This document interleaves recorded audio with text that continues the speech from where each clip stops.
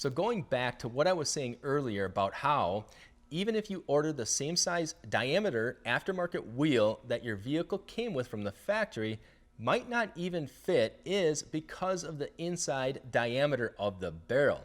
If you're asking what exactly is the barrel of a wheel, well, the barrel is the overall round structure component of the wheel and this part of the wheel between the outboard face and inboard rim edge.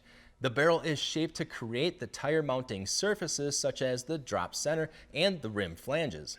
When the tire is mounted, the outer surface of the barrel closes off the open end of the tire, enabling the tire to hold air pressure.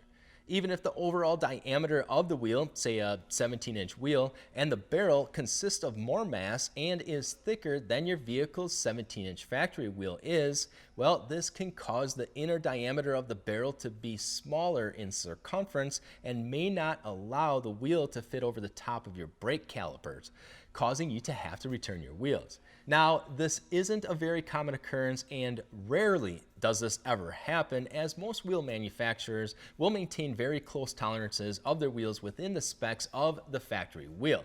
But it is important to be aware of this and to thoroughly do your homework first to ensure proper wheel fitment.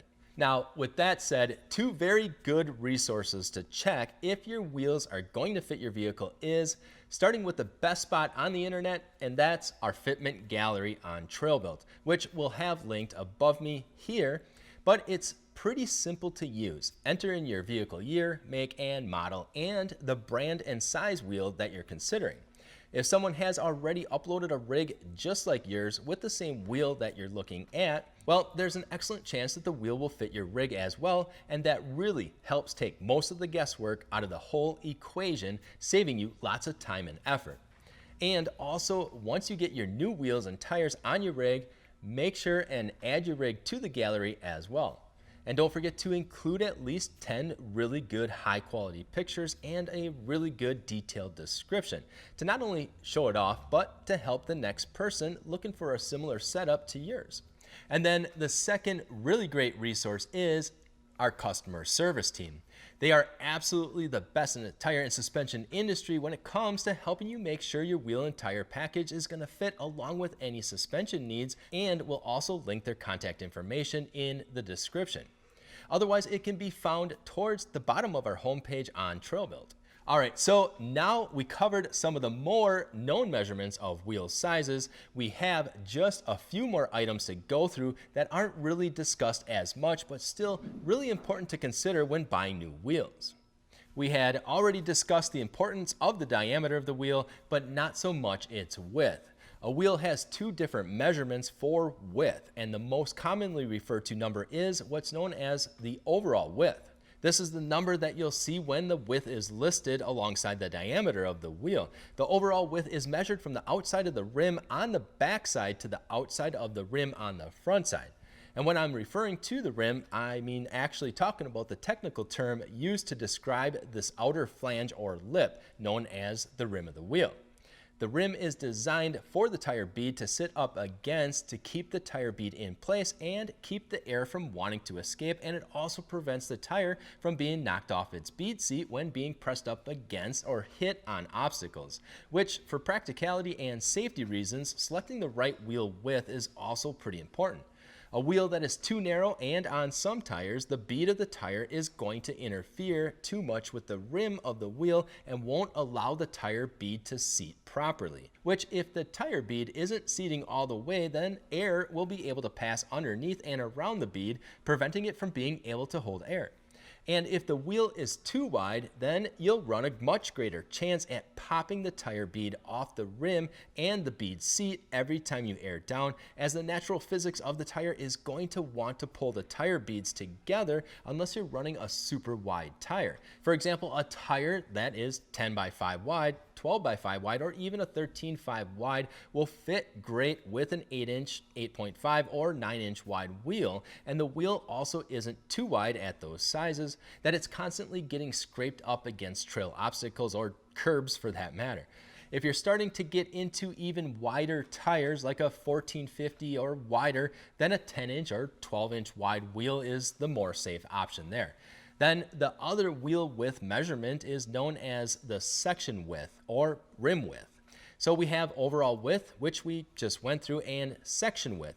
The section width or rim width is the measurement from the inside of the rim on one side to the inside of the rim on the other side. This measurement from inside rim to inside rim is also helpful, but not always necessary to know when selecting a tire width size, because the rim width can also determine how well the tire is going to seat and will also affect the contact patch of the tire as well. Similar to the point we just went through on matching the tire width and the wheel width. A narrow rim width can balloon the tire and create more of a donut tire contact patch and affect the traction. A rim width that is too wide, and now the center of the tire tread can become a bit concave and can also affect the traction performance. So it's important to ensure that you're matching the right size width of the wheel along with the proportional width of the tire to ensure you're maximizing the tire's performance both at street pressure and while aired down out on the trails. Our next few measurements are a bit more simple than the ones we went through so far, but nonetheless still as important to know, like our bolt pattern that we need. Counting the number of lugs is pretty simple. 4 lug like the ATVs and UTVs, or 5 lug, which most Jeeps are and Toyotas. Then you have 6 lug, which is typically your half-ton Chevys, Fords, Rams, most commonly. Then your 1-ton 8 lugs, just to name a few as an example. Then to figure out the size in between the lugs, just measure the center of one of the studs to the center of the lug directly across from it on the other side of the hub bore, which we'll get into the hub bore in just a minute. But calculating the bolt pattern measurement is either in millimeters or standard sizes, and we do have a conversion calculator on TrailBuilt's homepage, plus linked in the description. Unless you have swapped out your hubs or axles, you'll be able to search what bolt pattern you have by your vehicle year, make, and model on TrailBuilt to help make searching the right bolt pattern wheel pretty easy. But it never hurts to ensure proper fitment and take a measurement of your bolt pattern just in case. So then, along with figuring out the bolt pattern is making sure the lug nuts are going to fit your new wheels as well. And the number one most easiest way to do that is by ordering new lug nuts when checking out from the cart on TrailBuilt, as they will be matched and guaranteed to fit. Unless you have something custom, of course. Different vehicle manufacturers have different stud thread pitches and different styles of lug nuts.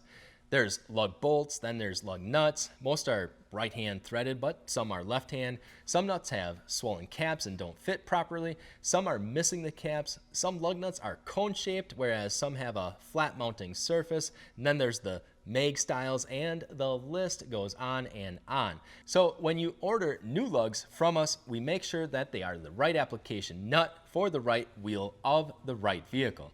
Because when your new tires and wheels arrive at your house, already mounted and balanced for free, by the way, and you go to install them only to find out your existing lug nuts won't fit, well, then it's a pain in the butt to go research which lugs are going to fit, and then to go find a local store that usually has them in stock is nearly impossible, and most people that didn't order them with their package end up ordering the right ones through us anyways. So save yourselves a big hassle and make sure and get the lug nuts with your order right away. All right, and our last important measurement to know for proper wheel fitment is going to be the size of your hub, so that the hub bore hole in the middle of the wheel fits nice and snug over the hub if it is a hub-centric wheel, which the majority are. If not, and the hub bore of the wheel doesn't fit over the hub on your vehicle, then you'll have to go through the costly process of shipping the wheels back and all the time lost in doing that. But if the hub is smaller than the hub bore of the wheel, but you want a tight fit around the hub, then in some circumstances we do have hub-centric rings that will sell to fill in the hub void. In most cases, having the center of the wheel fit tightly around the hub bore will help increase the overall stability of the wheel, as it helps distribute some of the weight off of the lug nuts themselves and through the hub, as well as in severe load situations or application, can also help in preventing the wheel studs from getting sheared off, and losing a wheel at highway speeds is something you definitely don't want to have happen, as it could be a potentially fatal situation. So make sure when selecting the perfect size wheel for your rig that you also keep in mind the hub measurement as well. All right, guys, we know that was a whole bunch of information, but all very important items to consider before picking up your new set of wheels and tires on TrailBuilt. And if you guys do have any other important measurements to add, definitely make sure and let us know, or even if you guys have any questions, just let us know in the comments below. Also, make sure and share this video with your friends who are also considering new wheels and tires from TrailBuilt, as it may also help them out and possibly save them some headaches. Besides all of that, guys, remember to click that subscribe button to keep in touch, thumbs up to like the video, and as always, we appreciate all of you for watching and all of your support. I'm Josh from TrailBuilt, and we'll see you guys out on the trails.